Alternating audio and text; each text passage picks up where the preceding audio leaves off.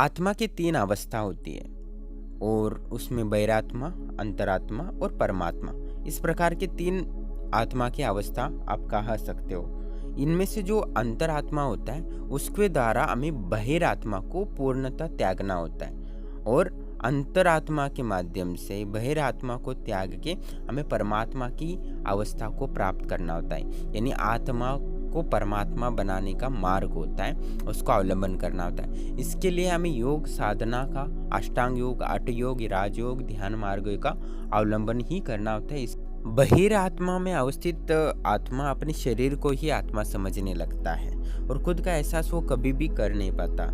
जो चित्त को स्थिर रखने की कोशिश करता है, एकाग्रचित बनाने की कोशिश करता है साधना के माध्यम से, उसको अंतरात्मा अवस्था कहा जाता है। और जो पूर्णतः कर्मफल रहित है, पाप और पुण्य से परे है, सुख दुख से परे है, ये एकदम अनंत की अवस्था है, अनंत ज्ञान को प्राप्त है, उसे परमात्मा की अवस्था है। जो आत्मानंद को अनुभव करता है उसको परमात्मा की अवस्था कहा जाता है। जो परमात्मा अवस्था को प्राप्त करता है वो अमर तत्व को ज्ञात कर लेता है, अमर तत्व की जो समझ लेता है, प्रकृति के शाश्वत नियमों को समझ लेता है, तो उसमें परमात्मा की अवस्था आप कह सकते हो। और जो बहिरात्मा होता है वो पूर्णतः आत्मज्ञान से विमुख होता है, वो आत्मा को जानने से ही इनकार करता है, वो मानने से इनकार करता है, सिर्फ अपनी इंद्रियों के ही अनुसार चलने लगता है। जो प्रकृति के नियमानुसार बुद्धि और उसके इंद्रियों के काम के माध्यम से या अपने आवश्यकताओं के माध्यम से जो उसको नियंत्रित करने की कोशिश करती है उस आत्मा को, इसलिए वो अपने शरीर को ही आत्मा समझने लगता है, उसे बहिरात्मा की अवस्था कहा जाता है। जो बहिरात्मा होता है वो देह में इतना स्थित होता है कि उसको अपने पूरे शरीर को ही मनुष्यता मान लेता है और उसी में स्थित होता है और अपनी इंद्रियों को ही देवता मानता है, अपने उन्हीं को वो संतुष्ट करने की कोशिश करता है और अनंत अज्ञान और शक्ति की धारा को वो कभी भी समझ नहीं पाता। पर अंतरात्मा को प्राप्त व्यक्ति अचल और स्थिर रहता है और खुद पर और परमात्मा पर भरोसा रखता है और उस अनंत शाश्वत ज्ञान को यानी आत्मानंद को प्राप्त करने की कोशिश करता है, जिसके माध्यम से वो परमात्मा का दर्शन कर सके। बहिरात्मा को अवस्था प्राप्त व्यक्ति यही सोचता रहता है कि ये जो शरीर है वो चेतना रहित है, इसमें कोई चेतना नहीं है, जो देह है वही आत्मा है। तो उसी अनुसार वो अपने पत्नी को देखता हो या पुत्र को देखता हो या किसी जीव को या प्राणी को देखता है तो वो यही सोचता है कि इसमें कोई चेतना नहीं है, अंतरात्मा में कोई चेतना नहीं होती है, ना आत्मा नाम की कोई विशेष ऊर्जा होती है। बस ये तो सिर्फ देह ही है जो अपने इंद्रियों के अनुसार चलता रहता है और उसी का हमें मानना चाहिए, तो वो उसी के अनुसार चलता रहता है। इस कारण वो अनेकों जन्म जन्मांतर यही सोचता रहता है कि जो शरीर है वो चेतना रहित है, उससे कोई आत्मा नहीं होती। तो जन्म जन्मांतर को वही जो संकल्पना है उसकी दृढ़ होती रहती है और दौड़ रहती है और अपनी अंतरात्मा तक वो कभी भी पहुंच नहीं पाता। बहिरात्मा की अवस्था को प्राप्त व्यक्ति अपनी आत्मा को शरीर से जोड़ने का प्रयास करता रहता है और उसी से जुड़ा रहता है। और जो अंतरात्मा अवस्था प्राप्त व्यक्ति होता है वो अपने शरीर को और अपना को आत्मा को पृथक मानता है, अलग अलग मानता है और उसी अवस्था को समझने की कोशिश करता है। बहिरात्मा को अवस्था प्राप्त साधक या व्यक्ति वो अपने शरीर को ही आत्मा समझता है, इस कारण वो दुखों में ही अपना जीवन व्यतीत करता है, क्योंकि वो अपनी दृष्टि से यही देखता है कि ये जो देह है चेतना रहित, वो मेरी पत्नी है, मेरा पुत्र है, मेरी माँ है, तो उनके जो दुख के कारण होते हैं वो इनके भी दुख के कारण बन जाते हैं। अपने इंद्रिय और अपने संबंधितों की इंद्रियों की तृप्तियों के लिए या उनके सुख दुख का अनुभव करते उसी में उलझता रहता है और वास्तव में जो अपनी आत्मा को जानने की कोशिश वो कभी नहीं करता कि मैं आत्मा हूँ, अजर अमर तत्व हूँ, ये समझने की कोशिश ही नहीं करता और अनेकों जन्म जन्मांतर इसी प्रवृत्ति में वो व्यस्त रहता है। इसीलिए उसको अपना सब कुछ छोड़ के सब इंद्रियों की प्रवृत्तियों को हटाकर उनको त्याग कर अपने आत्मा में प्रवेश करना चाहिए। बहिरात्मा की अवस्था प्राप्त व्यक्ति ये समझ जाता है कि मुझे अभी अपने अंतरात्मा को जानना चाहिए, तब वो योग साधना का अवलंबन करता है और उसके माध्यम से वो ये समझ जाता है कि मैं एक ब्रह्म में जी रहा था। जो वास्तव में जो चेतना को जो जानना था, उसको मैं चेतना रहित शरीर समझता था, वो चेतना युक्त है। और वही चेतना है जो वो चेतना है, वो ना नपुंसक है, ना स्त्री है, ना पुरुष है, ना एक है, ना दो है, ना बहुत है। दरअसल वो निर्विकल्प एक शुद्ध चेतना है। और चेतना को स्वरूप का ही लिंग भेद है, न वचन भेद है, वो सबसे परे है। उस चेतना को ना शुद्धता से लेना देना है, ना अशुद्धि से लेना देना है। वो अनंत चेतना है, वो शाश्वत चेतना है, ये जान जाता है। क्योंकि बाकी तो लोग जैसे कि हमारा जो शरीर है वो 40 साल और 60 साल जीने वाला है, तो उसी के अनुसार अपने जीवन को डाल देते हैं और उसी के अनुसार चलने लगते हैं। और वो जो अंतरात्मा का अवस्था को प्राप्त व्यक्ति है वो शाश्वत जीवन की योजना बनाता है। और जो बहिरात्मा होता है वो सिर्फ 40 साल 50 साल या 60 साल की योजना बनाता है। तो अंतरात्मा के लिए पूरा अनंत काल तक उसकी योजना बनानी है, या अनंत ब्रह्मांडों में उसका भ्रमण करना है, अनंत दिव्य लोक है उनके दर्शन करना है, परलोक की गति को सुधारने की कोशिश करता है। जब आत्मा की चेतना को जानता है, वास्तविक जो शाश्वत है, तो वो परम आनंद को प्राप्त होता है। उस परम आनंद को प्राप्ति के कारण वो किसी को ना शत्रु मानता है, ना किसी को मित्र मानता है। उसमें जो राग द्वेष होता है, काम क्रोध होता है, स्वयं ही नष्ट हो जाता है, क्योंकि शाश्वत है। वो करेगा तो कितना करेगा, दुख आएगा तो कितना देखेगा, कितने जन्म तक दुख भोगो, कितने जन्म तक में सुख भोगो, ये विचार करता है। जो देह में स्थित व्यक्ति होता है, बहिरात्मा होता है, वो इसको शरीर के माध्यम से देखता है। ये मेरा शत्रु है, ये मेरा मित्र है, ये मेरा पिता है, ये मेरी माता है, इसी अनुसार चलता रहता है। और प्रकृति की वस्तुओं को अपना मानने की कोशिश करता है और अपना जानता है, और उसमें राग द्वेष आसक्ति वगैरह रखने की कोशिश करता है। वही सब दुख का कारण बन जाता है और उसी में वो जलता रहता है, मन उसका जलता रहता है। और इसका कोई एक ही मार्ग है, बस कि अपनी आत्मा को ध्यान करना। अपने आत्मा को ध्यान करता है और अपने अंतरात्मा में स्थिर होने की कोशिश करता है।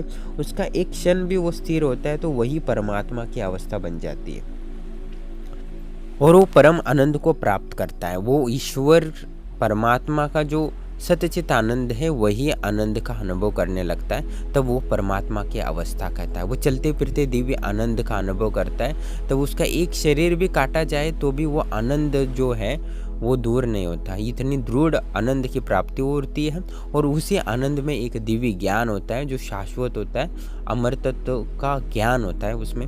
और उस अनुभव करना हर हाल में ज़रूरी है, क्योंकि कोई व्यक्ति जो आत्मा को मानता नहीं है और कठोर तपस्या भी करे तो भी वो उस आनंद को प्राप्त नहीं कर सकता, ना उसको मोक्ष मिल सकता है।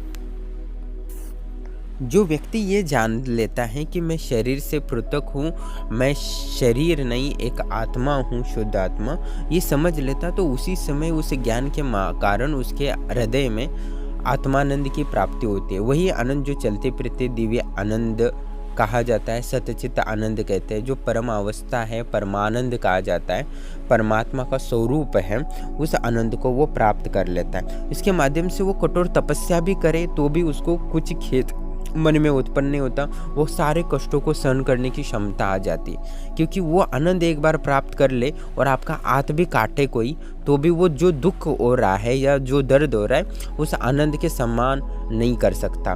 उसका दुख भी वहाँ वो तुच्छ लगेगा उस आनंद के सामने। इतनी दृढ़ और इतना परिपूर्णता आनंद की प्राप्ति होती है, उसका शब्दों से वर्णन करना मुश्किल है।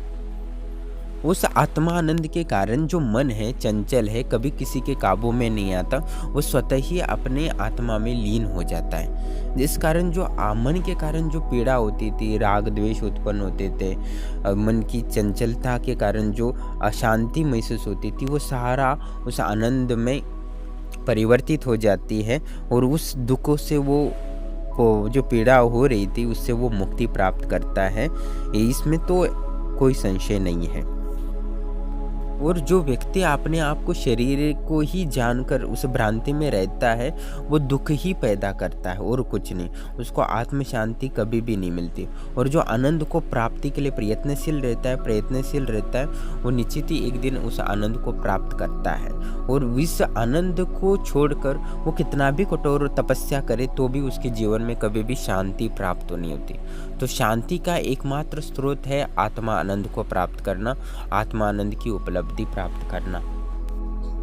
जो अपने शरीर को ही सब कुछ मानते हैं, उनके लिए सिर्फ सुंदर शरीर और अनेकों भोग भोगने की आकांक्षा रखते हुए उनका मन नियमित रूप से जलता रहता है। उनकी वासना प्रज्वलित रहती है, उसके माध्यम से उनका मन हमेशा शांति रहता है। और जो आत्मानंद का अनुभव करता है, वो इन सारे भोगों से दूर रहते हैं। वो सिर्फ अपनी आत्मा में ही रमन करते हैं और शाश्वत जो 24 घंटे एक स्वरूप, एक रस आनंद जो उत्पन्न होता है, उसका ही पान करते रहते हैं। इससे बढ़िया और कोई चीज़ नहीं है। क्योंकि करोड़ों भोग भोगने से या करोड़ों स्त्रियों को भी भोगने से उसको शांति प्राप्ति नहीं होती। इंद्रियों से कभी भी तृप्ति किसी को हुई ही नहीं है कभी भी। शरीर को ही सब कुछ मानने वाले व्यक्ति अनेकों प्रयास करते हैं, अनेकों धन संचय करने के प्रयास करते हैं भोग की प्राप्ति हेतु, फिर भी उनको कभी भी शांति नहीं मिलती। और जो अंतरात्मा को प्राप्त व्यक्ति है, वो स्वतः ही सिर्फ एक क्षण मात्र में अंतरात्मा में स्थित होने मात्र से उसको आनंद की तृप्ति का एहसास होता है और वो शांति को प्राप्त होता है, उस परम तृप्ति को प्राप्त कर पाता है। इंद्रियों के विषयों में ऐसा कोई पदार्थ नहीं है जो आत्मा का भला हो सके, आत्म संतुष्टि की प्राप्ति ऊपर से। ऐसा कोई ही भोग नहीं है जिससे कि आत्मा की संतुष्टि प्राप्त होकर सके। सिर्फ आत्मा आनंदी है जो आत्मा को पूर्णतः संतुष्ट कर सकता है और पूर्णतः शांति प्रदान कर सकता है। फिर भी लोग जो अज्ञानी हैं, वो इंद्रियों से ही तृप्ति करने की कोशिश करते, उसी में आसक्त रहते और वो उसी में फंसते रहते हैं। फिर यदा कभी उनको एहसास होता है कि इंद्रियों से कभी तृप्ति नहीं हो रही है, तो वह बाहर निकालने की कोशिश करते, तब वो पुत्र मोह में, पत्नी के मोह में, अपने परिवार के मोह में वशीभूत हो जाते हैं और उसने जागृति के जो लक्षण होते हैं वो भी चले जाते हैं। और फिर वो उसी में अपनी दिमाग में वही सोचता रहता है। जैसे कि कोई व्यक्ति पुलिस है तो वो पुलिस के कार्य को ही पूरा जीवन 60 साल 50 साल उसी में बिता देता है। कोई डॉक्टर है तो वही से का अभ्यास करने लगता है। कोई इंजीनियर है तो उसी को समझने की कोशिश करता है, दूसरों से वही ईर्ष्या भाव रखकर और उसमें घुसता जाता है। कभी भी अपनी आत्मा की ओर कोशिश नहीं करता, अपनी आत्मा को जो संतुष्टि है उसमें प्राप्त करने की कोशिश नहीं करता। दूसरों को पीछे हटाकर हम आगे जाने में कोशिश करता है और उसी में वो रस लेने की कोशिश करता है, पर अपनी आत्मा की ओर नहीं बढ़ता। वो आत्मा आनंद को जो प्राप्त होता है, उस परमात्मा की अवस्था को, वो इतनी ताकतवर अवस्था होती है कि स्वयं महादेव भी आके बोले कि तुम्हें मैं मार दूंगा या भय दिखाने लगे, तो भी वो व्यक्ति उस भय से या उस धमकी से वो डरेगा नहीं। वो इतनी सक्षम होगा, इतना दृढ़ता होगा कि मैं अमर तत्व हूँ, इतना वो आनंद उसको एहसास दिलाएगा कि तुम अमर हो, तुम्हारा कोई कुछ नहीं बता। तो अनंत पदार्थों के भय से तो वो मुक्त हो ही जाएगा, पर पारलौकिक जो भय हैं उनसे भी वो मुक्त हो जाएगा। इतनी ऊर्जा उसको एहसास करा देगा। इससे बढ़कर कोई चीज़ इस ब्रह्मांड में नहीं है जो आत्मानंद का अनुभूति हो सकती है। उससे अनुभूति और कोई अनुभूति नहीं है। जो लोग शरीर को ही अपना आत्मा समझते हैं, वो अपने प्रियजनों से खोने से डरते हैं, उनसे दूर जाने से डरते हैं, उनके वियोग से डरते हैं, उनके दुखों से दुखी होते रहते हैं, उनके खुशी से वो खुश होने लगते हैं, सुख अनुभव करने लगते हैं। तो ये सब दूसरों पर निर्भर रहता है। जो शरीर की अवस्था को मानता है, जो आत्मा को मानता है, वो स्वयं आनंद को प्राप्त होता है, स्वयं आनंदित होता है। उसको जंगल में रखो या घर में रखो, वो फिर भी आनंदित रहेगा। उसे कोई किसी से वियोग हो जाए या किसी को दुख प्राप्त हो तो भी वो आनंदित रहेगा। तो इस आनंद की अवस्था को प्राप्त करना ही जीवन की पूर्णता सफलता है। भले ही आप कोई उच्च पद प्राप्त करो, ये प्राप्त करो, वो भी आपको एक दिन दुख ही देगा। और जो शरीर को ही सब कुछ मानते हैं, जब अंतिम समय आता है तो वो भय से कांपने लगते हैं कि मृत्यु के पश्चात क्या होगा। मृत्यु आएगी, अभी मृत्यु आएगी कुछ समय बाद, तो यही चीज़ में चिंता व्यतीत करते हैं। जो आत्मानंद को प्राप्त व्यक्ति है तो वो मृत्यु से भी परे होता है, वो काल से भी परे हो जाता है, क्योंकि उसको पता है कि वो जो आनंद है, आत्मानंद, उसको एहसास दिलाता है कि तो अमर है, तो अविनाशी तत्व है, तुम शाश्वत तत्व हो, तुम परमात्मा के अंश हो। तो ये दृढ़ता हो जाती है, तो वो मृत्यु से भी परे हो जाता है, उसके भय से मुक्त हो जाता है। और 99% लोग तो मृत्यु से, भय से विलाप करने लगते हैं अंतिम समय में। और जो शरीर जर्जर होने लगता है उस समय भी वो दुख को ही प्राप्त होता है। पर आत्मानंद को प्राप्त व्यक्ति शरीर जर्जर हो रहा है फिर भी वो प्रसन्न मुद्रा में रहता है, प्रसन्न चित्त में रहता है। तो इस आत्मा आनंद को प्राप्त करना जीवन को परम लक्ष्य बनाना चाहिए। और ये जो परम आनंद की प्राप्ति है, सिर्फ मैं आत्मा हूँ, आत्मा है, ऐसा कहने से नहीं होगा। परम अपने जो भी गुरु जी, परम तत्व को प्राप्त गुरु देव हो या गुरु व्यक्ति हो, उस अनुभवी व्यक्ति से आप उनके सानिध्य में ये साधना करने से ही आप उस परम आनंद का अनुभव कर सकते हो। और इससे बढ़कर कोई चीज़ है नहीं, क्योंकि आपको ये सबसे बड़ा ज्ञानवान बना सकता है। एक भी शास्त्र नहीं पढ़ा और आपके हृदय में आनंद की प्राप्ति हुई है तो आप सबसे बड़े ज्ञानी हो। आपने इस आनंद को प्राप्त कर लिया है तो आप सही भय से मुक्त हो। सब ताकतवर लोगों से भी आप उत्कृष्ट हो, उनसे बहुत ताकतवर हो, इसमें कोई संशय नहीं है। क्योंकि ये आनंद आपको सभी भय से मुक्त कर सकता है, सभी विचारों से मुक्त कर सकता है, सभी संसार में कितने भी दुख के कारण हो उन सभी दुखों को नष्ट कर सकता है सिर्फ एक आनंद। तो आपको ये परम उपलब्धि करने में सक्षम प्राप्ति करना ही अनिवार्य है। इस जन्म में नहीं किया आनंद की प्राप्ति तो अगले जन्म तो करना ही पड़ेगा, क्योंकि ये शाश्वत है, ये एक ही है, इसको प्राप्त करने जैसा और कुछ भी नहीं है। तो यही प्राप्त करने का आप दृढ़ संकल्प करते हो तो निश्चित ही ये प्राप्त होता है और ये प्राप्त करना ही होगा। आज करो या कल करो या परसों करो या कभी ना कभी, क्योंकि आप चिट्ठी है, उसको भी ये आनंद की प्राप्ति की आवश्यकता है, तभी उसको शांति मिलेगी। स्वर्ग का राजा इंद्र हो तब उसको भी ये आनंद की प्राप्ति करना ज़रूरी है। मनुष्य है उसको भी ये आनंद की प्राप्ति ज़रूरी है, तभी उसको पूर्णता, संतुष्टि और शांति की प्राप्ति होगी। इसके अलावा कहीं भी शांति नहीं है और कितना भी प्रयास करो वो आनंद आपको कभी कहीं नहीं मिलेगा।